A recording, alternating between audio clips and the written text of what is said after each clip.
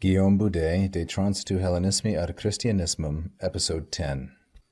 Caeterum aliis de naturis, quorum aliid in alio quam piam esse contemplata fuerit, eam opinionem habere, nihil ut earum verum sit, quius modi ea sunt quae sensu et aspectu, percipiuntur ab hominibus, atquod ipsa anima videt, id utique intellectui, non etiam oculis abvium esse ostendit atque perceptum.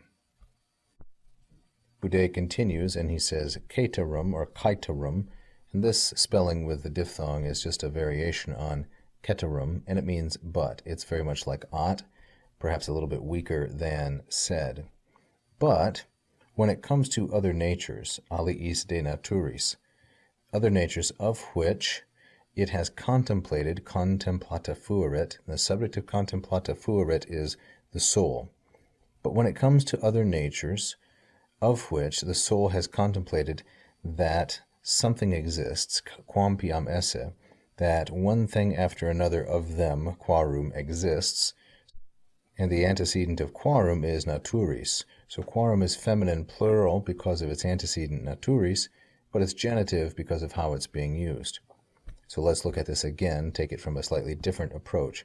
But in the case of other natures, caeterum aliis de naturis, natures of which the soul has perceived, contemplata fuerit, or has contemplated that one after another of them, quorum aliud in alio, is something that exists, quam piam esse, and then we have to supply, I believe, philosophia docet. Philosophy teaches it to have, habere, eam opinionem, to hold that opinion or that position. And what is the position that philosophy teaches the soul to hold? Namely that, ut nil or nihil earum, that none of them is true.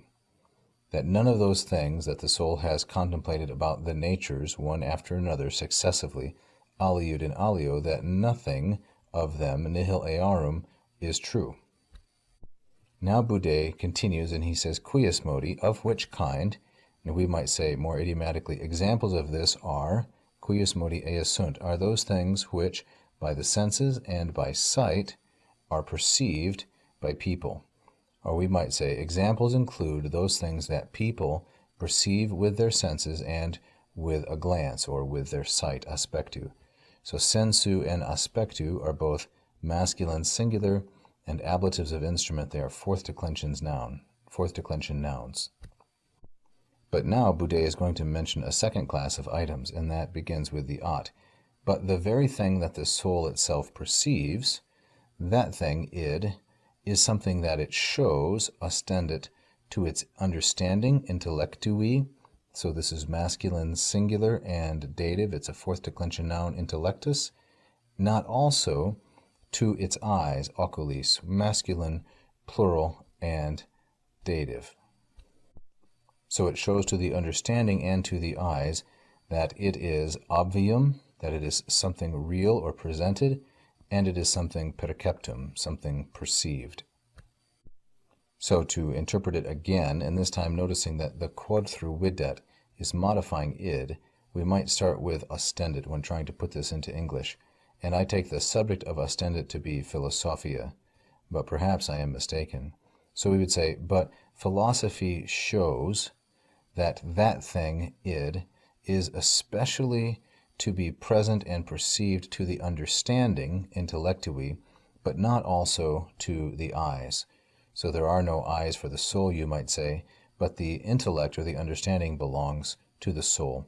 And what is it? What is that id? It's that thing which the soul itself observes or notices, videt.